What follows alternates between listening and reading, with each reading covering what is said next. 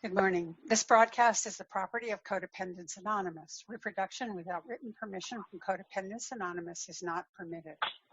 And let's start with the CoDA opening prayer. In the spirit of love and truth, we ask our higher power to guide us as we share our experience, strength, and hope.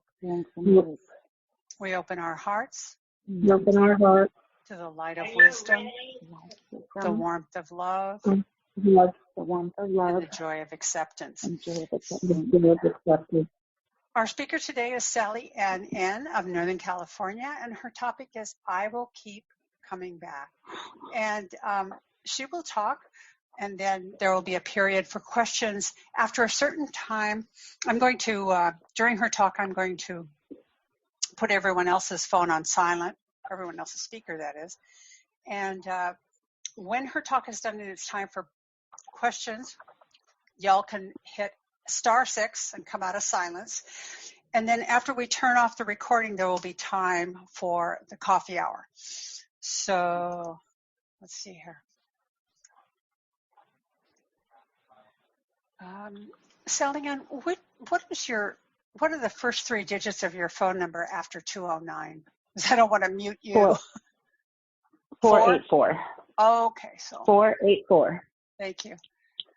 All right, so now we're all muted. Take it away, Salle. Okay. My name is Salle Ann. I am a grateful, recovering codependent. And I'm just going to put out there, I am very nervous.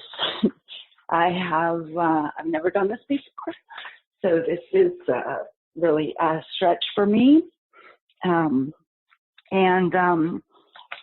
wrote out what I wanted to say so I would stay on track. And in going over it, I'm trying to per se practice. It brought up a lot of emotion for me, so hopefully you guys don't mind my voice cracking and my nervousness, and I've got my box of Kleenex here with me if I need it. So I am going to start with hopefully a short version of my life experience. And I also want to say that thanks to my recovery work, I no longer blame or place fault with anyone. I know that my family and others in my life did the best they could with the tools they had or have, and that hurt people hurt people. So I believe that my family's dysfunction goes back generations. I also believe that I was born codependent. If not, I was taught at an early age to take care of people and things. I remember before kindergarten, I could read and write and was sent to the store not far from our house to do the grocery shopping. I would have a list that included my mom's cigarettes and other things, and I would write out the check and push the groceries home in the shopping cart.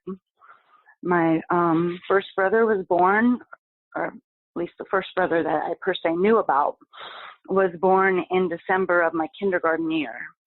And I knew how to make bottles, change diapers, and I was babysitting him if my parents went out.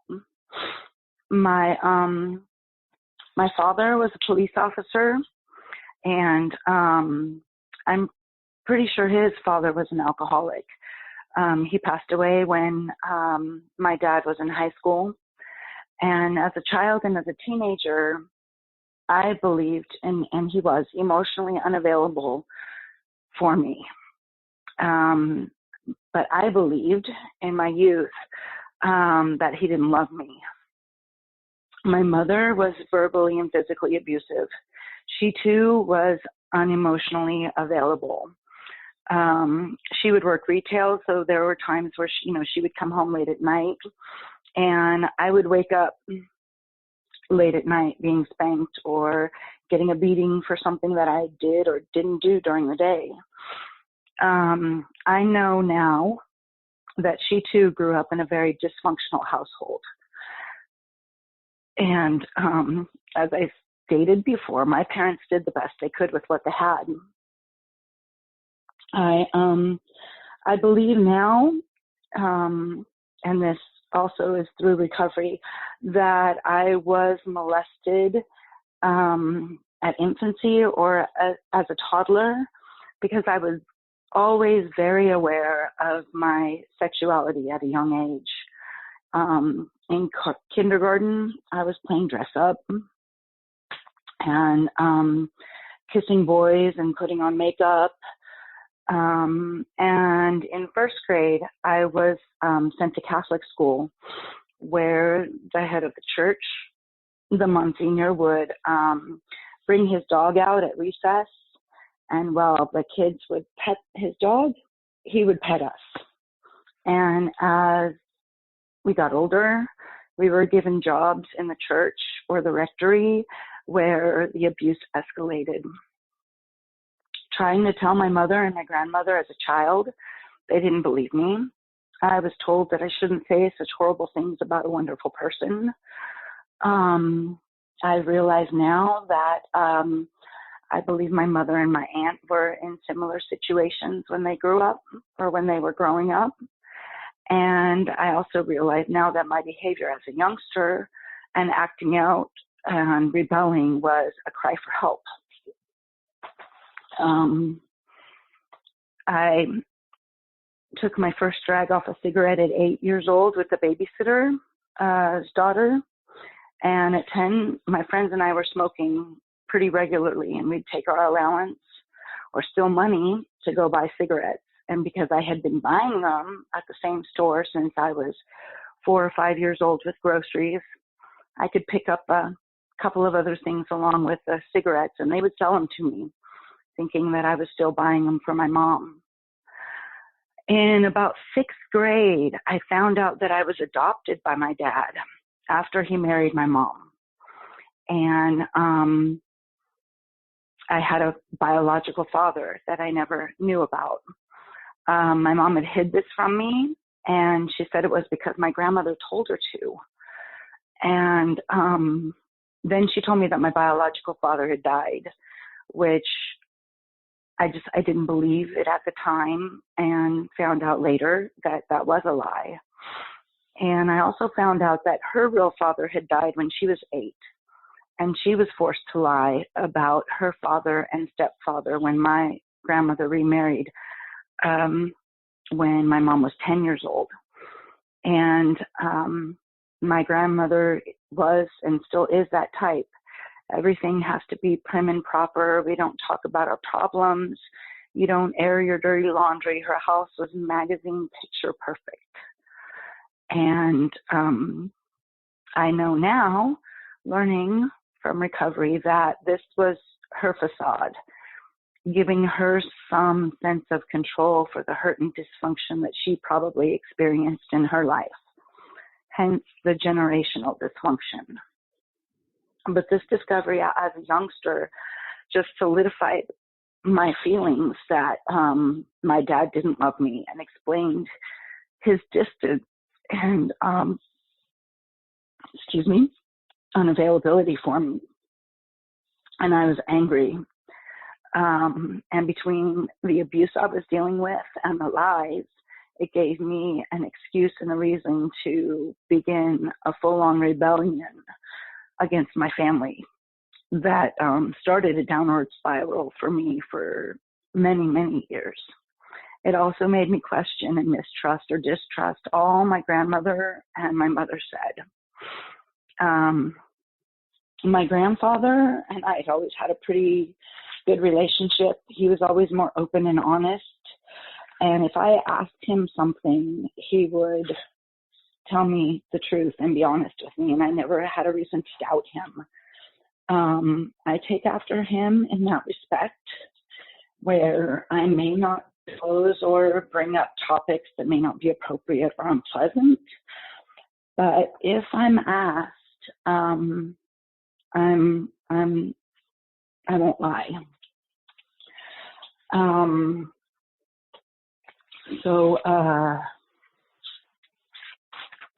In about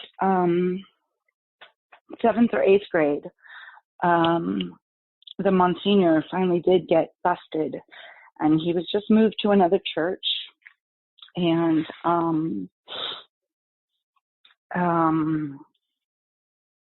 so then it was out in the open what he had done, and but it was still something we never talked about. We never talked about. My grandmother never talked about it to me for many, many years. My mother never talked to me about it. And then come to find out, up until a couple years ago,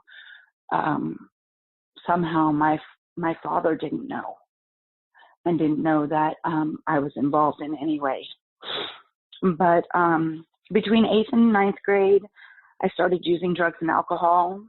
I was sent to public high school as I wasn't accepted into Catholic high school, and I was glad.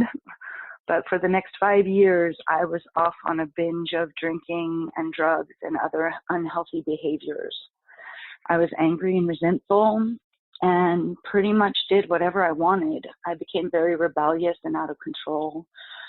I went to jail lots of times, lied, stole, and would disappear for days or weeks at a time. I didn't feel like I fit in regular high school. I never really felt like I fit in anywhere. And I ended up going to continuation school halfway through my sophomore year, where I did begin to flourish and enjoy school. And I got a job and did work experience and was able to make up credits and actually graduated, which my parents, my mom especially, never thought I would.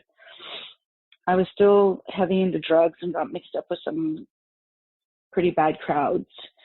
In high school, I did also and put myself in some very dangerous and life-threatening situations.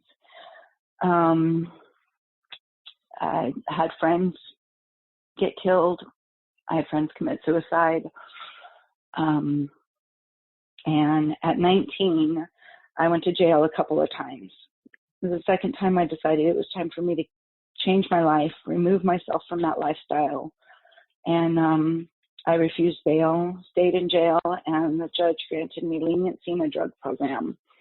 And I left that life behind. And it's by the grace of God that I'm here today and was able to reconnect with my family that I had been estranged from since my high school graduation 2 years before.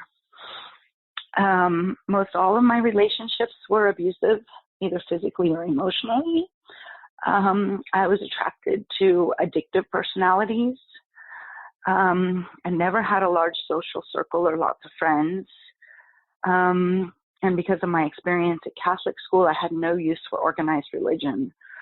Although at 20, I did meet and became friends with someone who taught me about a loving God, and I did accept Christ with her. I got pregnant, and my first husband and I were very involved in church until I announced that after 5 years of dealing with my husband, who was a drug and sex addict and a compulsive liar, that I was filing for divorce. And then I felt shunned by my church friends and pastoral staff. I left my ex and went back to college after 10 years after graduating from high school, and I had 3 kids by that time. My dad was very supportive of me, but just like she said I'd never graduate from high school, my mom told me that I was stupid for leaving him with 3 kids and I would never be able to graduate from college. I set my mind to prove her wrong. And after a lot of hard work, support from my boyfriend that I started a relationship with after about 6 months being separated from my husband. It took me 6 years, but I graduated from college with 2 AAs and a bachelor's. My boyfriend was very committed to me and my 3 girls. He also had a a daughter. She was 6 months older than my youngest. So they were all, about the same age. And he helped me raise my girls and coached them in sports. Excuse me. And supported them in all of their endeavors. We've had a lot of ups and downs. And we were even separated for several months, but we worked things out or worked through them and stayed together for years and years. I said I would never marry again. But we stayed together, and maybe that was our codependence. In 2012, I was going through a really hard time. Our relationship was difficult. We were having problems.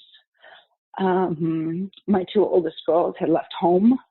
The oldest had got married a year before, and her husband was in the Army. She moved to Washington, and her husband was very controlling and isolating. And I was having a hard time dealing with that. My youngest daughter had graduated from high school, and there was something going on with her. She kept telling me she was just smoking pot and drinking. Others were telling me that it was worse, but never actually told me what it was or what was worse. In September of 2012, she admitted that she had been using heroin, and she'd been using it for 2 years, and she asked us for help. So we put her in rehab, and after her 2-week detox, we found out that my insurance wouldn't cover a 30-day program, and my boyfriend and I agreed to pay for her to go into their sober living house that they gave us as an option and participate in outpatient rehab, which my insurance would cover.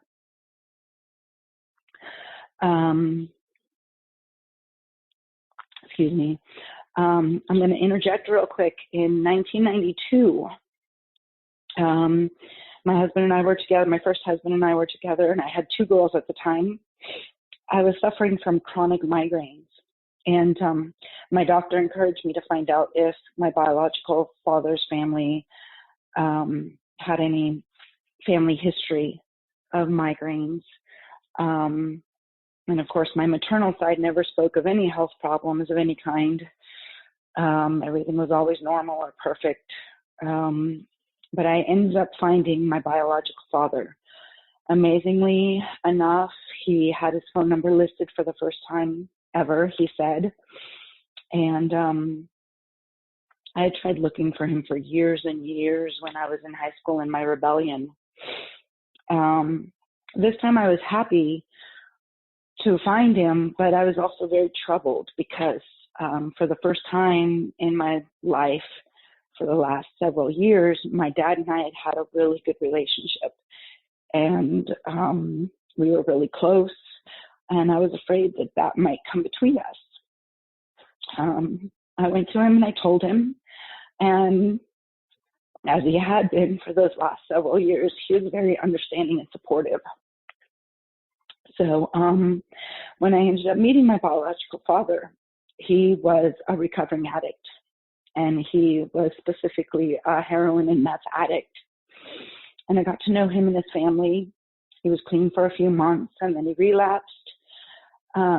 He would become very mean and irate and blaming his life and addiction on me. And we became estranged and only spoke occasionally after that.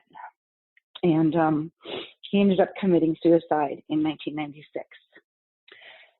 And his note just said, "I'm tired of being an addict. I'm sorry. I love you all." And one thing that I learned from him and my ex-husband, both being in and out of recovery, and not ever being able to make it work, is where the big book says in chapter 5 of how it works. Excuse me. Rarely have we seen a person fail who has thoroughly followed our path. Those who do not recover are people who cannot or will not completely give themselves to this program. Usually men and women who are constitutionally incapable of being honest with themselves. And I believe this of my daughter too. So getting back to her, at the time she came to us, in that September of 2012, I was hopeless. I felt like my life had no purpose. My kids were grown. 2 of them were gone. The youngest was having issues. My relationship was going down the tubes. I felt empty, lost, and I had no reason to live. And I was contemplating taking my own life and thinking of different ways I could. I had plenty of life insurance, so I knew that my kids and my boyfriend would be okay. And the pain I was feeling was just too unbearable. I'm the type of person, I'm the what if person. I'm always thinking of the what ifs. And my family hates it. But I would think, well, I could drive my car into a wall or a bridge abatement. I could go drive off a cliff. And then I would think, what if I survived? What if I hit someone else and hurt someone else? I could take my pain medication from my back injury. And again, I would think, what if I survived? What if I was a vegetable for the rest of my life? A popular thing for people to do here where we live, because it gets really hot, is to float down the river. Kids and adults, everybody, they get their tubes or their rafts, and they start at one end of the river and they float down to another end where they can get off and, get out, and it's peaceful and beautiful and relaxing. And I've always loved nature. I seriously thought this would be the way to go. I can take a bunch of pills, drink a bunch of alcohol, pass out on the river, and just enjoy the peacefulness and just peacefully die. But at the time, my very good friend, who was also my boss at the time, was living on the river, one of the places we used to float to. And he lived a ways down, though, so his was a different float than the one closer to my house. But I thought to myself, what if I end up washing up at Ed's house? And he's the one that finds me. He'd hate me forever. And I couldn't do it. And now, since recovery, I say, that I was too codependent to commit suicide, because I was always thinking of how my actions or what I might do would affect everyone else. At the time, I was also the only one in the family really involved. My husband and I still really are, for my elderly grandmother, who was alone after my grandpa passed away from cancer in 2011. So now I am grateful that today, my codependency kept me alive back then. And then it was also my daughter's admission that gave me a reason to live. She needed me, she needed us to be there to help her through this, So my daughter was in rehab. My boyfriend and I were attending family groups faithfully twice a week. And we were often told, me more so because I was a lot more vocal, that I was codependent and I needed my own recovery. And I'd go to family group and I'd get told I was codependent. I needed my own recovery. And this went on for about 6 months until she finally got kicked out for multiple relapses. Excuse me. She got kicked out on a Tuesday night. It was a family group night. And I asked, can we still come to family group? And they told me no. And it was March 12th, 2013. And I was distraught. I instantly went into my depressed, panic state. I asked where and when the codependence meeting was, and they told me Wednesdays at 7:15 and told me the location. And I knew I needed a meeting that night. I was going to lose it. And we as a family had missed one family group to go to a place called Celebrate Recovery. It was a meeting on Tuesday night. And I told my boyfriend about CoDA and when that was, and said I needed to go to a meeting and I wanted to go to CR that night. And of course, I wanted him to go with me, and he said no, but he would go with me to the CoDA meeting tomorrow. So I said, okay. And with that, I took myself to my first recovery meeting for me. And I went there and I actually felt a little better being there. And then Wednesday night, my boyfriend and I went to our first CoDA meeting, and it was March 13th. And the reason I know and remember that exact date was because ironically, it was my biological father's birthday, the one who had committed suicide as a heroin addict. So that is what I consider my CoDA birthday, is March 13th. And that night, someone read all the patterns and characteristics, and I could identify with every single one at some point in my life. It hit me. This is what's been wrong with me my whole life. I could finally put a name to it. And I sat there and I listened, and I could relate to something almost everyone said. And I left that night with a relief that I wasn't crazy, I wasn't alone, and for the first time in a long time, I had hope.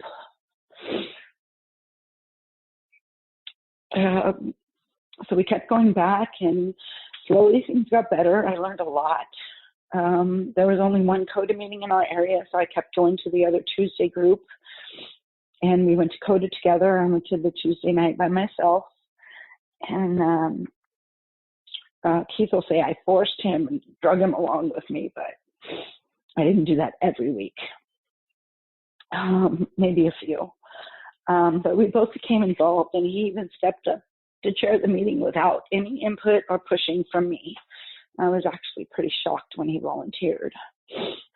And after several months, the meetings weren't real organized. In fact, when we first started, it was going, are you guys going to be here next week? Because I can't be, and I need somebody to take the bag. And the bag would kind of get rotated every week to somebody different. And so we suggested organizing and a little bit. And like I knew other 12-step meetings had, and having a business meeting and positions for a period of time. And so as a group, we decided to do this. And we now do business meetings every other month. And we rotate our chairperson every 2 months, and our literature person position rotates. And I got a sponsor in my other recovery group and started working the steps there. And then when I found out about the CoDA mini conferences, for I don't know if it was maybe 6 months, I didn't know about them. But I found out that they were being held in Northern California, and I started attending those. And at one of them, I asked about sponsorship and what to do for our little group, and in our little group where it didn't seem like it was really available.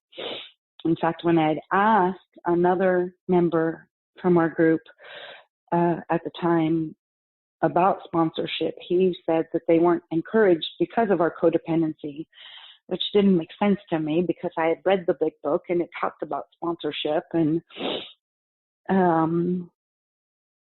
so at the mini conference, it was suggested that I do a phone sponsorship, long distance sponsorship with someone, or our group could co-sponsor each other and work the steps together.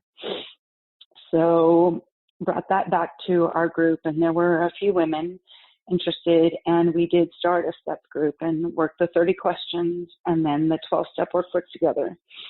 And I'm just now finishing up my second full CoDA group step study with some others from our group in Modesto now. And I've grown a lot through it all. In December of 2014, I was blessed. I still had two grandmothers living. And one Christmas Eve, we walked into my paternal grandmother's apartment. And I said, "Merry Christmas, Grandma." And she looked at me and said, "After all these years, when are you going to marry that man? I want to see you marry him before I die." And I was like, whoa, hello to you too. In my head, didn't say it out loud. But I said, yeah, I know. Okay, someday. And I'd been saying that for years. Well, the following year was going to be our 20th anniversary. Things were going pretty good. We'd been participating in recovery together for 2 years. And I told him that maybe it was time. He'd been asking me for years. And at first it was no. Then maybe someday. Then, okay, if you get me a ring. And then he got me the ring, and I was back to, okay, maybe someday.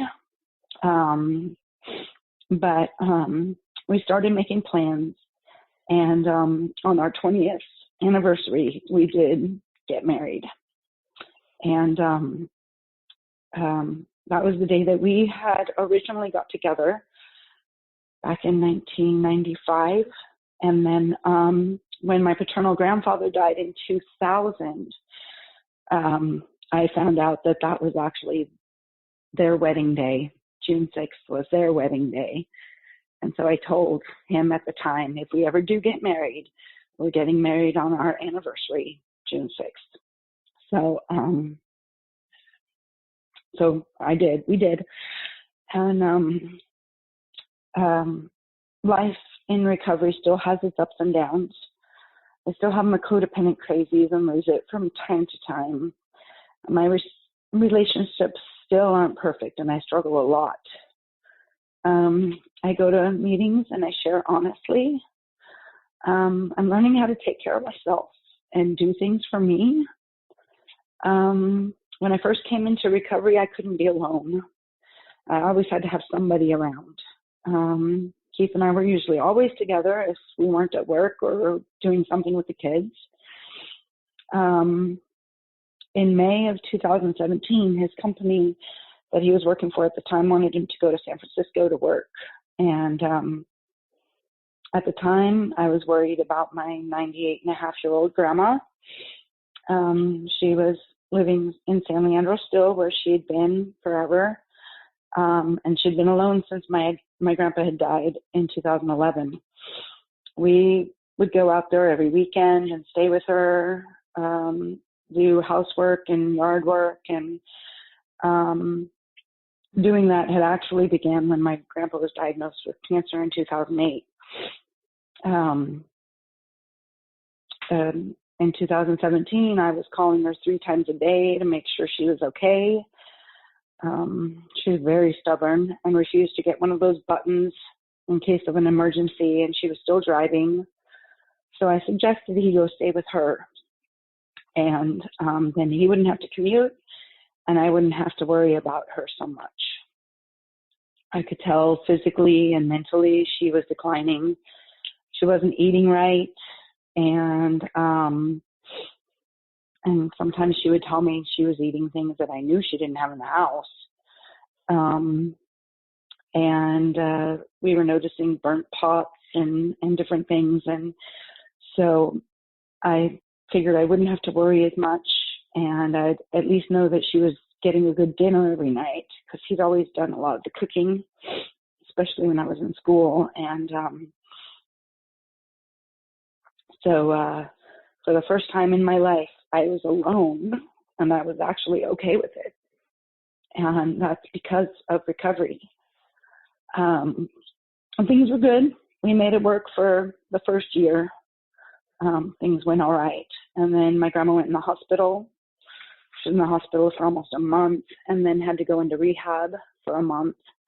And in July 2018, when she was ready to be released to come home, she needed full-time caregivers. So we hired an agency to come in during the day while he was at work. And then he, of course, was there with her at night. And then I came and started staying at her house from Friday night to Monday morning. So there were days and times where he wouldn't come home for months. Things started getting harder in our marriage, and there were a lot of times where I didn't think we were going to make it. I didn't think our marriage was going to survive. And I was still working my recovery, but we were growing apart and having more and more problems. So we decided that if we were going to stay together, we needed to be back together, and either I needed to go out there or he needed to come home, and we needed to move my grandma out here or put her someplace else. So I kind of started looking for jobs out there. Honestly, I didn't want to move. I don't like the Bay Area. It's okay to visit, but that's enough. And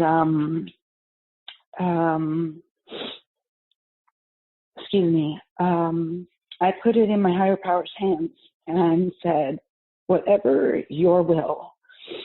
I started slowly packing things up at my home, started packing things up at her home, because if we were going to combine households, we still need to make room at her house. If she was going to come out here, we needed to move into a single-story house because she can't do stairs. In February, my husband ended up quitting his job. The stress and lack of support that he was having at work was getting to him. And he went back to a former employer in the Bay Area that he worked with when we first got together to temporarily, help keep paying the bills, and started looking for something else out in the Bay Area and out here where our home had been. We started talking to my grandma, who was then 100 years old, about what the plans might be. And I was just constantly praying and asking my higher power, whatever your will, because I was willing, if I had to go out there, but I didn't want to. So one day I was driving back home. I was taking the back way because traffic was bad on the freeway. It gets bad out here around commute time with all the people coming back from the Bay Area. And I saw a single-story house for sale, and it looked really nice from the outside. It had lots of trees, and I called the number and left a message. And the realtor called me back and sent me a link to the property. And ironically, it happened to be March 13th, my 6-year CoDA anniversary. And I didn't put that together until I was writing this, and I went back to look at the text message to see where it was, because I knew it was like February, March sometime, but I wasn't sure. And that's how my higher power works. Just ironically puts these things together for me, and a lot of times it ironically has to do with dates. So I told my husband about it, prayed some more, put it in my higher power's hands. And my husband liked the place, has lots of different things about it that he likes. And my grandma thought it would be a beautiful home for someone else. Not for her, but for someone else. And she's still in denial. And we've been here 3 months now. But we signed the papers for this place on my mom's birthday. and then we got the keys 2 days later. So my higher power blessed me there and brought my husband and my grandmother out here. In May, we were blessed again. My husband started working for a company out here. The office is like 10 miles from our house. His current job is like 7 miles from our house. We have a single story, and grandma's here. And I have wonderful friends that are now helping and caregiving for my grandma when I need them. She goes to an adult daycare program that's a third of the cost of what we were paying in the Bay Area. And she's able to be more active, and she's stimulated because they have activities, and she's around other people instead of just sitting at home watching the idiot box with a caregiver. And the people are wonderful there. My husband is back attending CoDA with me. And although there was a huge adjustment period when we started living together again, and lots of stress, moving 2 households together into one, and still having lots of stuff to do as we go through all the stuff we now have in storage here, we're doing much better. We just went to our 4th international conference together. And he actually said he thought it was the best one of them all. So a big shout out to the Atlanta CoDA members, if there's any listening or that listen in. And we had a wonderful time being alone together for those few days. And when we weren't in the workshops or visiting with other CoDA members, and we were able to make a mini vacation out of it, and get a place at one of our timeshares and have family come to meet us after the conference. My father-in-law moved to South Carolina several years ago, so he came down and stayed with us for several days. And my stepdaughter grew up in Arkansas, and that's where she lives, and she came and stayed with us for a few days. And so it was really great. Life is still tough. I still struggle. In November of 2016, my son-in-law passed away, leaving my daughter and grandson. He had issues like we all do. He was an Army soldier, did tours in the Middle East, and had a lot of issues, PTSD from that. And he passed away in November of 2016 as a result of a drug overdose, trying to self-medicate. She went through a troubled time after that, and we were there for her for that. I still struggle. She's doing a lot better now. And she's happily remarried. But I still struggle with her and some things related to my grandson. She's directed me to do or not do certain things with him, and feels very controlling.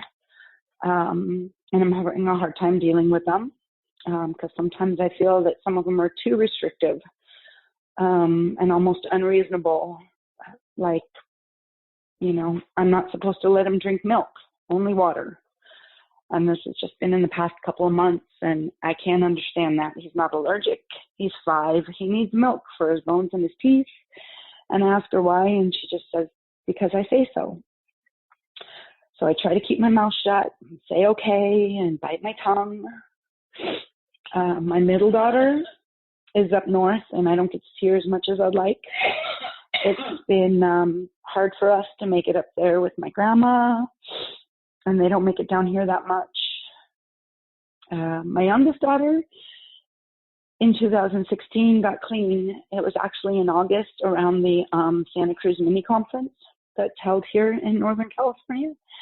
And when she was in rehab in 2012, my husband was talking to some other guys there about his skydiving experience. And she heard him and she's like, I want to go. So he told her if she ever got clean, or if she got a year clean, he would take her.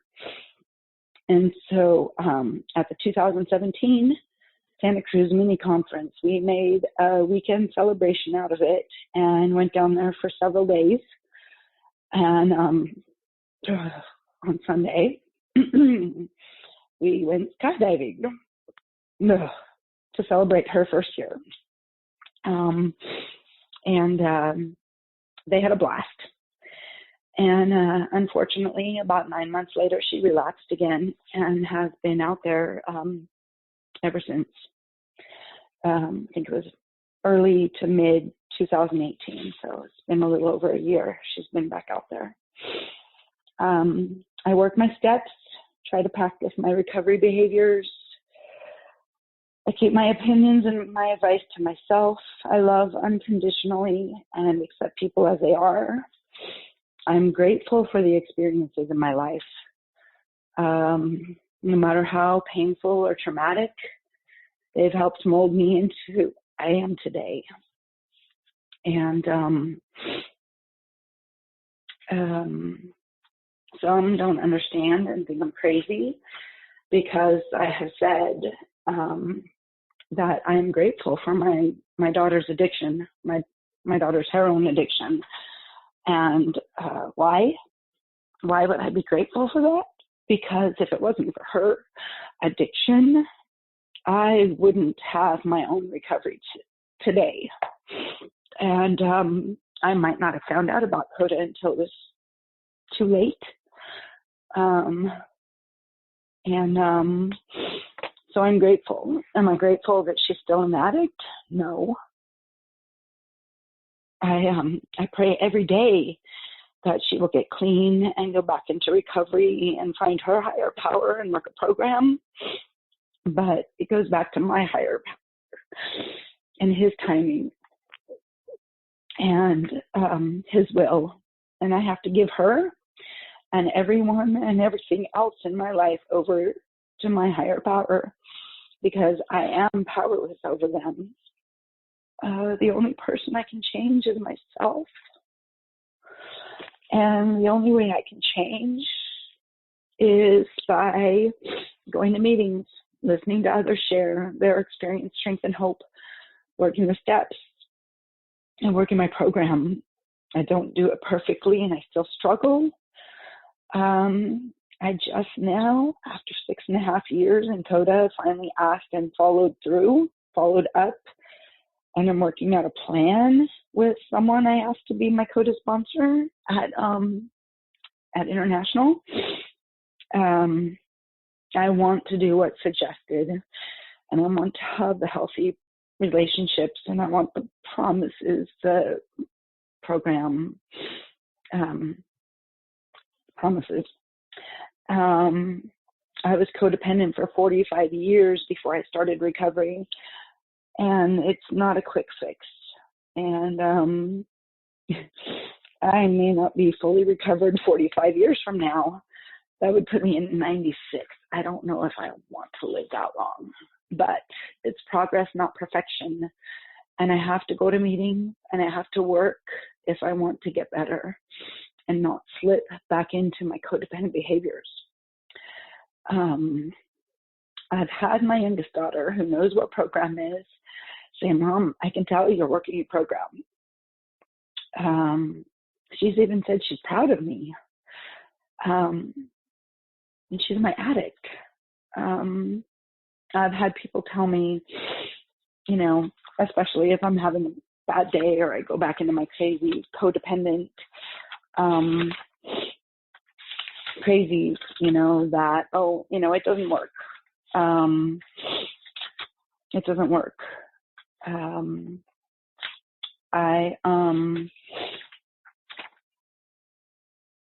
and there are times when I question my progress in recovery. But I know CoDA and my recovery work and is helping, my recovery work is helping me. And I know I am changing. I don't have the anxiousness and craziness inside like I used to. I still have my codependent moments, and but they're farther and fewer between. I have more of a peace inside. I know I'm not cured, and I probably never will be, but I see and feel the progress, and that's what matters. What others think of me or my recovery is their business, not mine.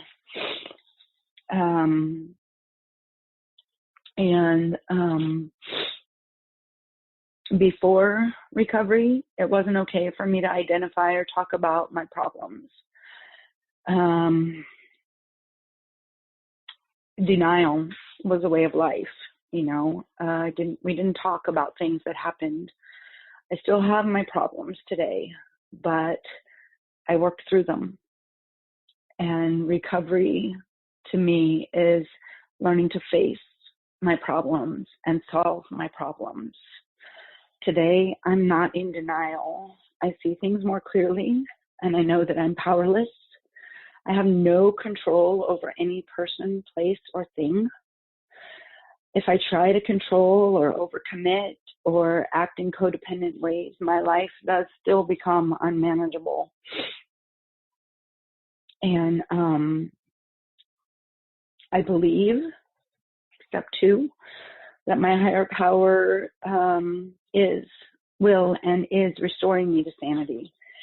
There are days where I still feel crazy, or I get so much going on with life, work, my grandma, the kids, that I'd forget my head if it wasn't attached. But it's my higher power's timing, and I'm a lot less crazy now than I used to be.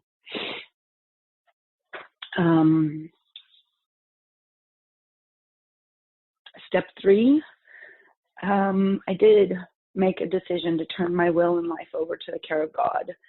There are days where I still struggle with this, and I have to turn things over again and again. But I know that when I give my will and my problems or people in my life to my higher power, my life is easier. And I try to practice letting go and letting God.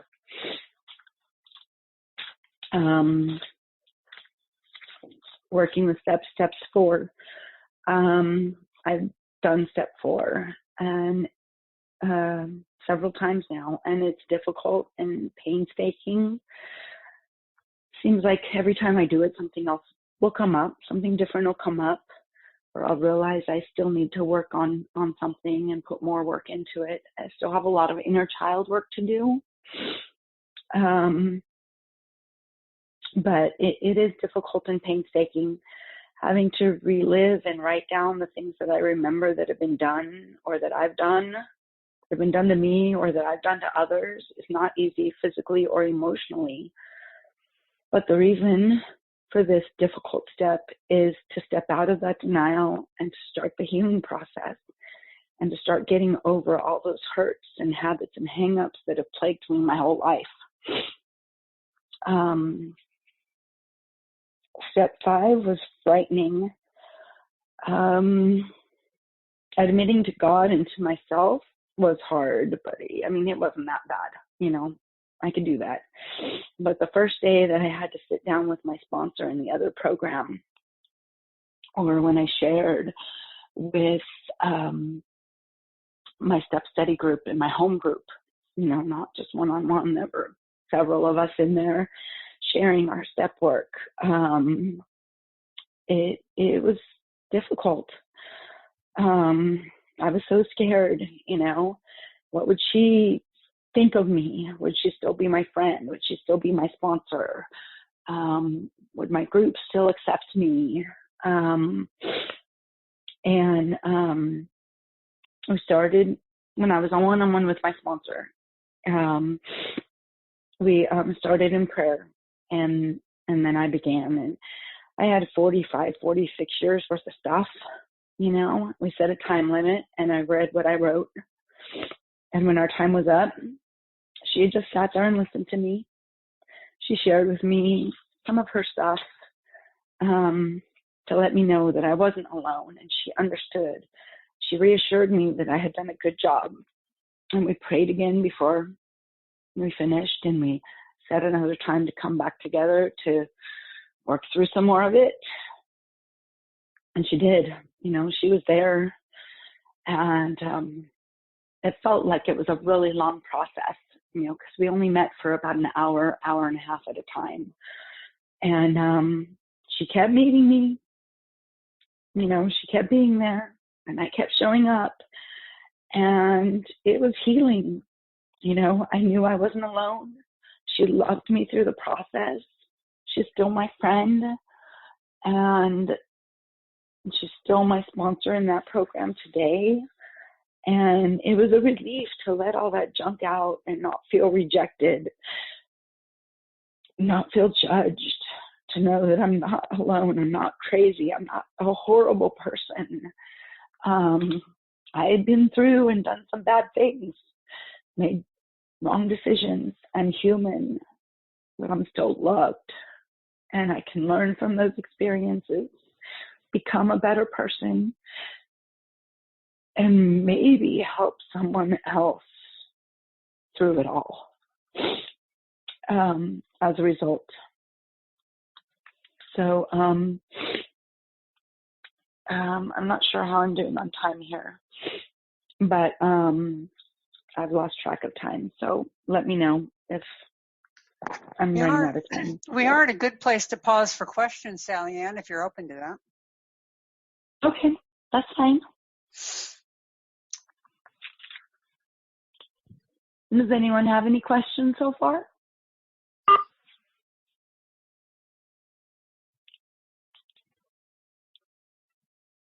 Go ahead. I saw someone open their mic. Yes. Hi, Sally. This is Sally. Hi, Sally. Hi. I just listened to everything, and you did good, girl. You did fine. I've gone through my own stuff, and you know some of it. I really don't have a question per se. I just wanted to let you know that you missed my sharing of my recent experience with my son, who has been clean and sober and living in Montana for 3 years, and then decided to come down to California to visit me. And he went back to doing what he was doing again. So the visit lasted, instead of 2 weeks, it lasted 4 days. But without what I've learned in CoDA, and I've been almost a year, I wouldn't have been able to go through it, because I went through it with him since he was in junior high, his ups and downs and drug use and on and off. And I was able to tell him to pack what he needed and go to a hotel and to leave my home. And I wouldn't have been able to do that. And I wouldn't have been able to, usually I end up crying in a fetal position. And I didn't do that because I know that I have CoDA and I have the strength to be myself and to set my boundaries. So he's back up in Colorado, found himself a place to live, and back doing what he was doing. But for some reason, being in the hometown just triggered him. So I made it through that. And I just wanted to let you know that going to the meetings and working the steps has been a lifesaver for me, because just like you, I was ready to commit suicide because I was done. And I'm not done now. I'm looking forward to living life, and I'm looking forward to what my higher power has in store for me in the future. So good girl. You did good. Thank you. Thank you. Thank you. Does anyone else have a question or a comment?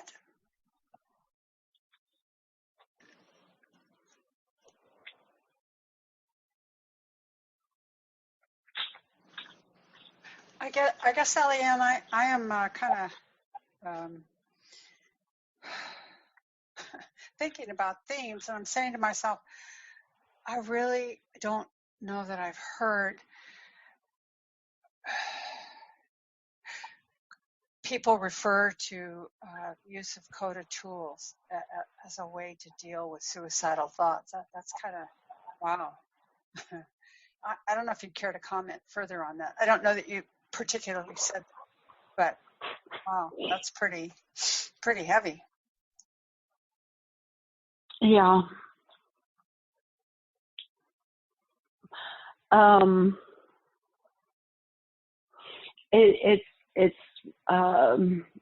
It's not easy when you get into a rut like that, you know. And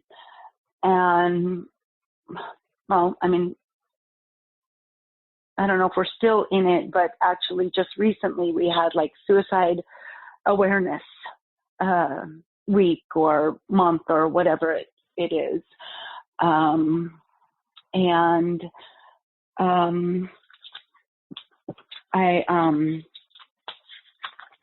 have it back more towards the end of my share. I was kind of working through some of the steps and how the steps, how I've worked the steps and how they've helped me. So I think I can try and get through those really quickly, and then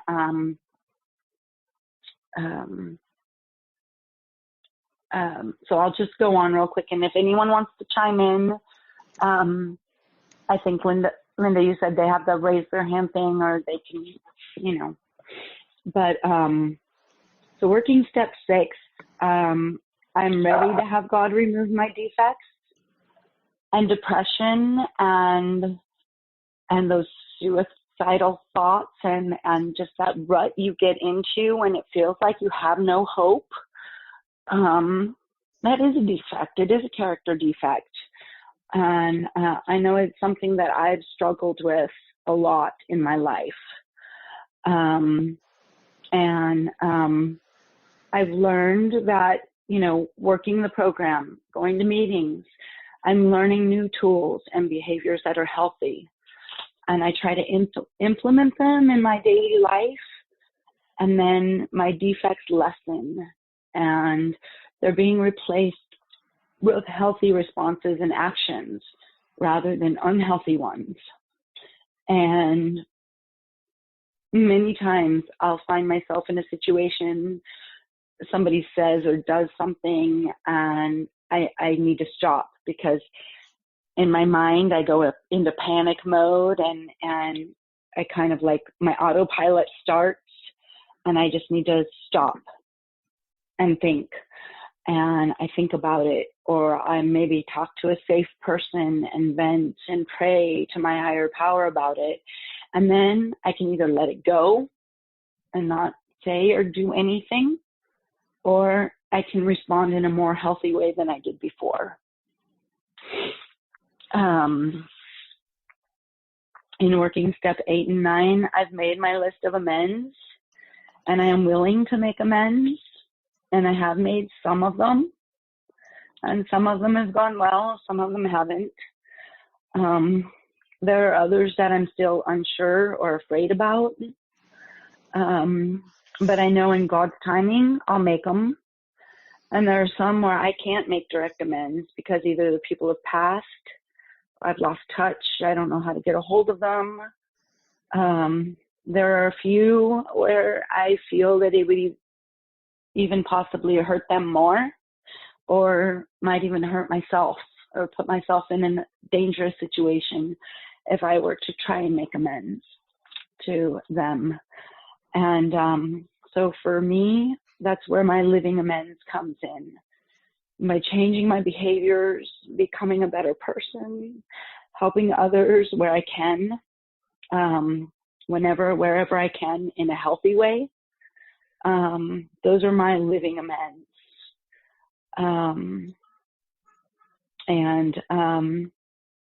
Step 10, I do try to practice every day. I try to look at my day and what's going on and where I did good, where I made mistakes, where I have to admit my amends and apologize. And it's not easy. I have to swallow my pride and say I was wrong, and I can't blame or shame. And that's hard. That's really hard. And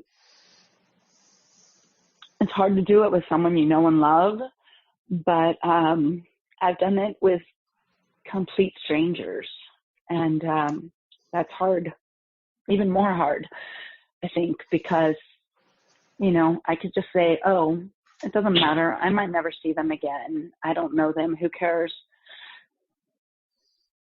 But now in recovery, it's like, okay, it's what's inside me. And I have gone to complete strangers or people where I've acted wrong and apologized and not blamed, not made excuses, just said, I'm sorry. I was wrong. I shouldn't have acted this way. I shouldn't have said that. I shouldn't have done this. I'm sorry. But honestly, it feels really, really good once you do it and once you can do it. And you walk away feeling better because it's not something else that I'm stuffing away and going to have to deal with later on. So step 11, I'm not as good at, not as good as I should be. I do pray every day, sometimes multiple times a day. It's the meditation that I have trouble with. Making time or taking the time is my struggle, especially if I get busy with work and house and grandma and life. Praying for me is easy because I can do that anytime. And for me, my higher power is personal. And I have a personal relationship with my higher power, so I can pray driving down the road, in the shower, you know, doing the dishes, sitting at my desk. To me, it's like talking to a friend. And I need to be better because a good friend should spend more time listening. And that's what meditating to me is, listening to the messages that my higher power gives me. And I need to do that more. I do read my meditation books in this moment and a couple of others that I'll rotate. And sometimes I get busy and I'll get behind on those, but those are important to me, and I always do work on getting caught up on them and trying to keep reading those throughout the day or daily helps keep my recovery in the forefront for me, since we don't have a lot of meetings here, and I, there's only one CoDA meeting within 45 miles each direction. And my other group is a little bit more often, but with my grandma and stuff, it's difficult. Step 12, I've had my spiritual awakening, and I try to work the steps and the traditions in my daily life. At work and at home, in my dealing with others. I always try to be polite and courteous with others. I want to be an example that the program works, and I want the promises to be fulfilled in my life. And I share with people when it's appropriate that I'm in recovery. I share what my recovery is and how it's helped me and my relationships. I'm grateful for CoDA and all the other 12-step groups as well.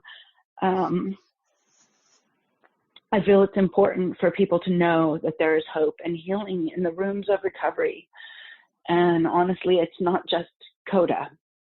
CoDA wouldn't be here if it wasn't for AA and other groups, NA, OA, CR, all of the other groups wouldn't be here if it wasn't for AA.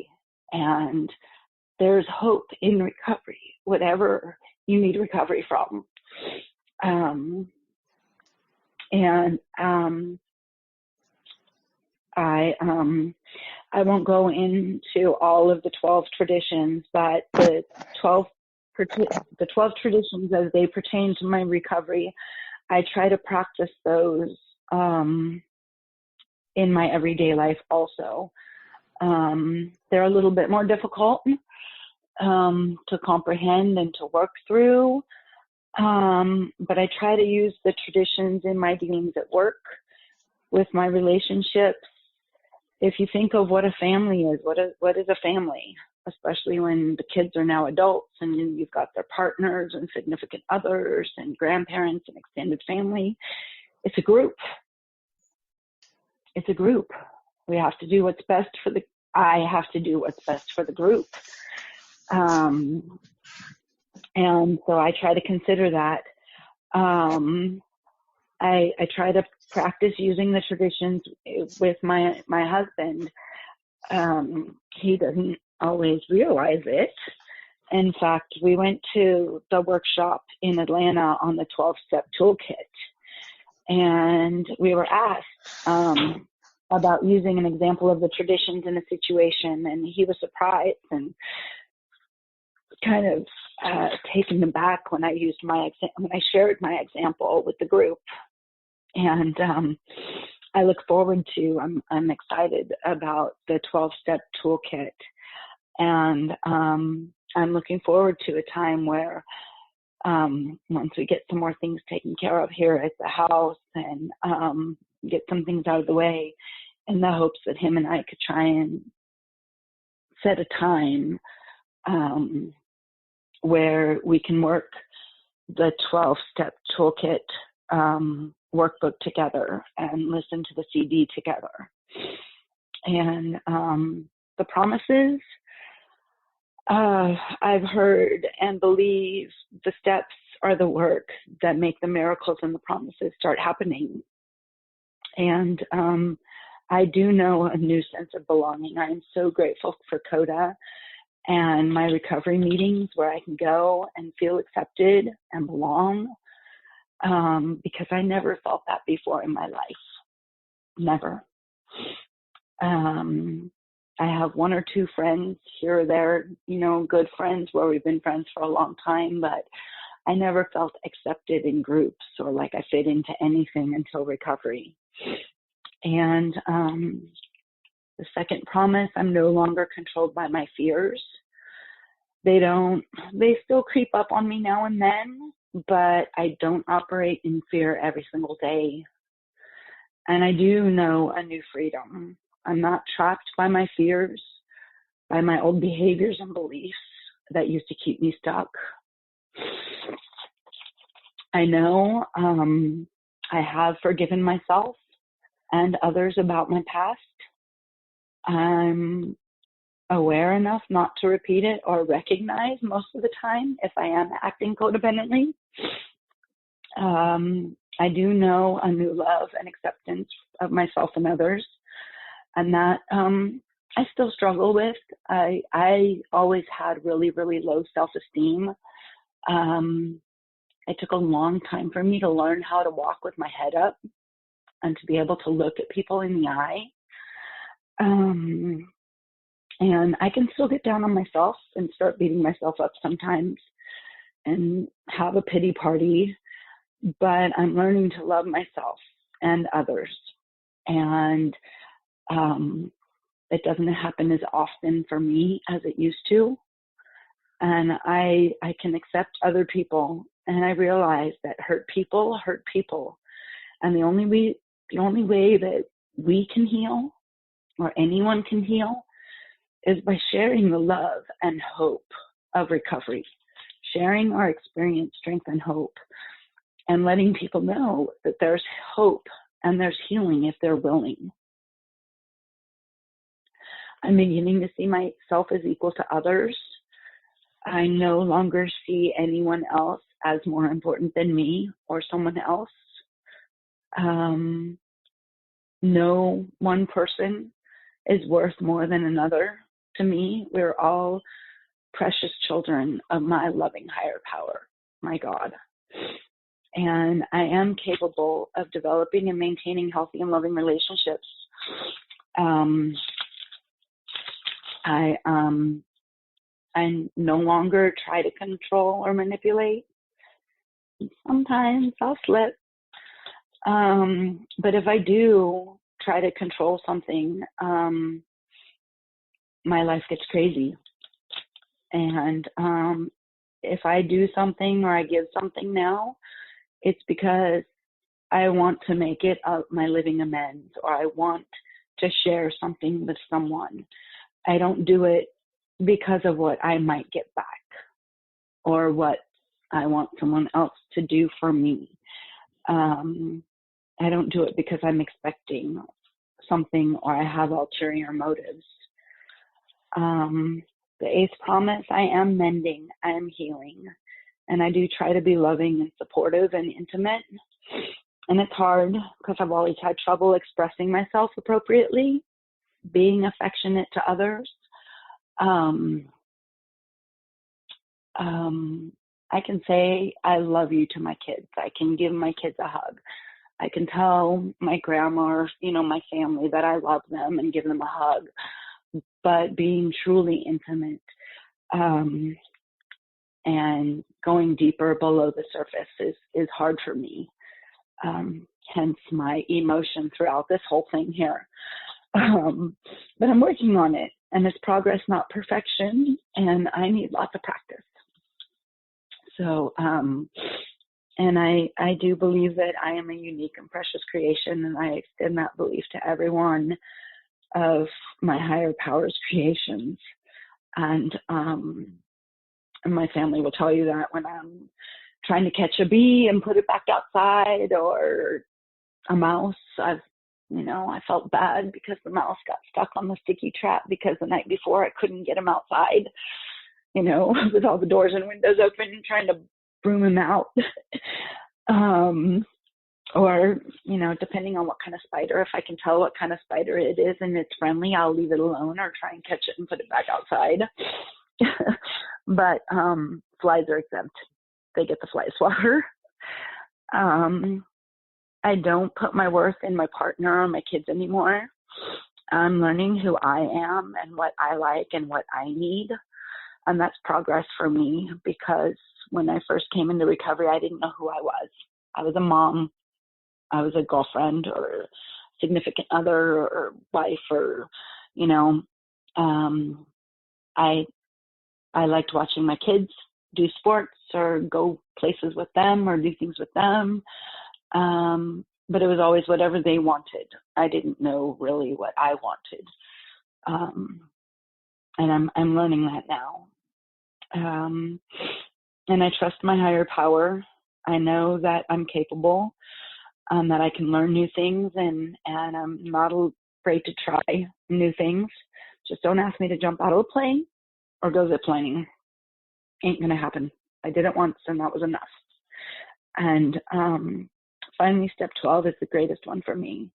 I am gradually experiencing serenity, strength, and hope, and spiritual growth in my daily life. I do have more serenity. The turmoil I used to feel inside and the voices in my head have lessened. I am getting stronger. I no longer fall apart at every little thing. Not to say I don't have my meltdowns or my codependent moments, but they're less. And I'm able to stand up for myself more, or remove myself from a situation I feel is bad or unhealthy. I'm able more to express what I want or need when I want or need something. And I don't have to let others drag me down. And I work my program. As I work my program, I learn less healthy behaviors. I'm growing spiritually more, and I find more peace. I'm able to lean on my higher power and allow him to guide me in my daily life. So I keep coming back. I keep working the steps. I keep attending meetings. I keep going to many conferences and conventions. And I'm hoping I'll get to go to Ottawa. We'll see. That's going to take some talking and saving. But I'd be of service when I can. I share my experience, strength, and hope with others. I keep coming back to hear others experience strength and hope and how recovery has and is helping them, like Salle with her share. And I keep coming back because I know that's what I need to continuing developing healthy relationships. I keep coming back because every time I hear something I can relate to or use in my recovery, I keep coming back because codependency is deadly. It's a deadly disease that can kill me. And I know that. And I don't want to go there anymore. I want to live. I keep coming back because I want, every time I feel like I don't want to go to a meeting or a mini conference is probably when I need to be there the most. And once I get there, I find out, yeah, this is where I need to be. And I keep coming back because I want to live life. I keep coming back because I want to enjoy life. And I keep coming back because I love recovery. I love the gifts I have received and that I keep receiving when I keep coming back. And with that, I will keep coming back. Sally Ann, Thank you for letting me share. Thank you very much. What I'm going to do is announce the next two CoDA Fellowship Forums and end the recording, and then people can ask questions. The next two CoDA Fellowship recordings will take, the next two CoDA Fellowship Forums will take place at noon on Saturday, October 26th. MEM, also of Northern California, will talk about self-love and making the program work for you. And at the end of November, on Saturday, November 30th, there will be a panel on Step 5, composed of 1 Pennsylvanian and 3 Canadians. So, as we're about to close, I'm going to recite the CoDA closing prayer for those of you who care to join me. We thank our higher power for all that we have received from this meeting. As we close, may we take with us the wisdom, love, acceptance, and hope of recovery.